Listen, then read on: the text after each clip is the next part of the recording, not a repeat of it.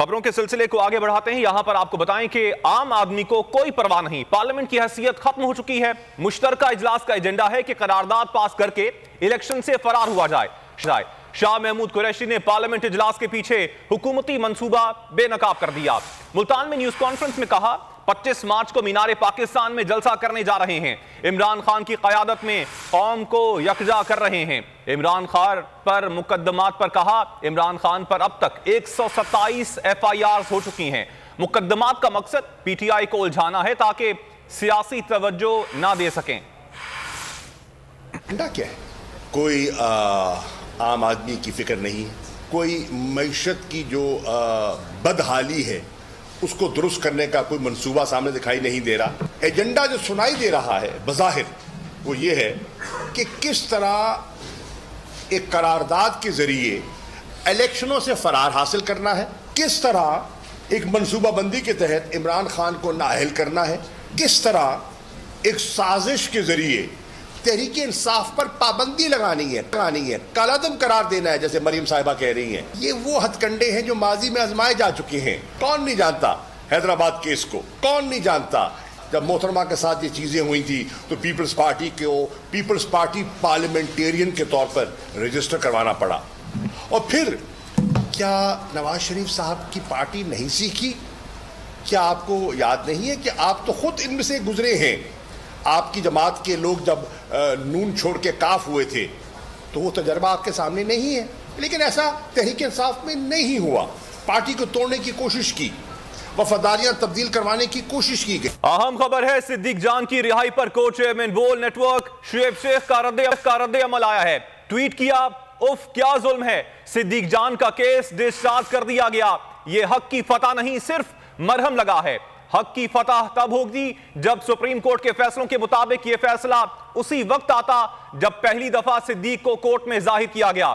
हक की फतह तब होती जब इन पुलिस वालों के खिलाफ कार्रवाई होती जो बगैर वर्दी के दर्जनों की तादाद में आए और बोल ऑफिस के बाहर से बगैर किसी वारंट के सिद्दीक जान को गिरफ्तार करके ले गए, जिससे न सिर्फ सहाफती हलकों में खौफ व हिरास फैला बल्कि पूरे मुल्क के लोग दहशत ज़दा हो गए। और हक की फतह तब होगी जब हुकूमत सिद्दीक को कंपनसेशन दे, और हक की फतह तब होगी जब यह मुल्क कौम समझ तो गई होगी।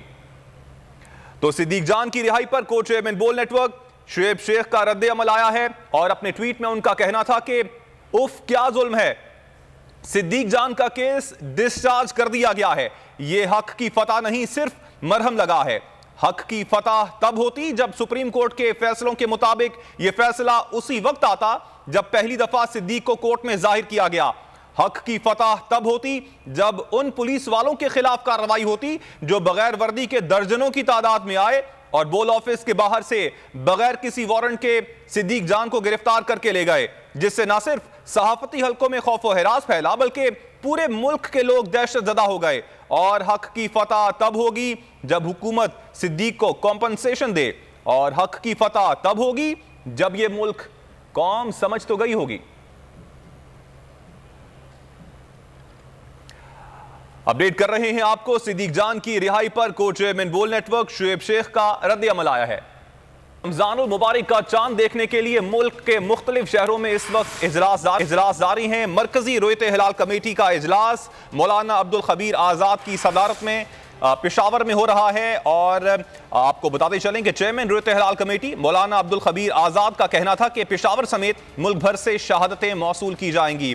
बोल न्यूज़ के नुमाइंदे आसिफ शहजाद भी इस वक्त पेशावर में ही मौजूद हैं। मज़ीद तफसीलात मालूम कर लेते हैं। Shahzad, over to you. जी सर, मरकजी रोयत हिलाल कमेटी का इजलास अब जो है मौलाना अब्दुल खबीर आज़ाद साहब की सदारत में यहाँ पर शुरू हो चुका है। उनके साथ साथ जो दीगर मकतब फिक्र के जो उलमा कराम हैं वो भी मौजूद हैं। इजलास में चांद देखने के हवाले से जो शहादतें हैं वो वसूल की जाएंगी। यहाँ पर मौलाना अब्दुल खबीर आज़ाद से जब हमारी बात हुई तो उनका ये कहना था कि पेशावर में जो है मतला अबर आलूद है, लेकिन जो आस पास के इलाके हैं वहाँ पर मतला साफ है। और जो है वो आपका शुक्रिया।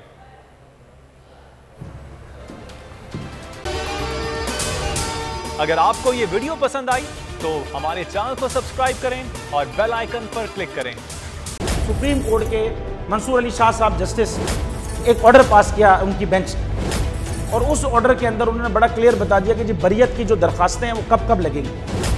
उसमें से एक वजह उन्होंने बताई कि जी जब कोई क्राइम ही ना हुआ हो तो बरी कर दें ताकि अदालतों पे बोझ ना रहे, वो केसेस चलते ना रहे। सुप्रीम कोर्ट ये मिसालें कब बनाएगा ऐसे लोगों के खिलाफ जो इस तरह की एफआईआर काट रहे हैं, वैसे ऑफिसर्स, और ऐसे लोग जो इस तरह के केसेस को जजेस चला रहे हैं।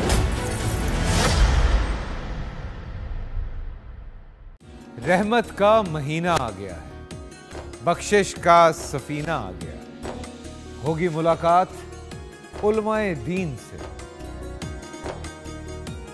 जो देंगे इत्तेहादे बैनुल मसालिकीन का दर्स। जिक्र होगा अंबियाए कराम का, रमजान की स्पेशल ट्रांसमिशन रमजान में।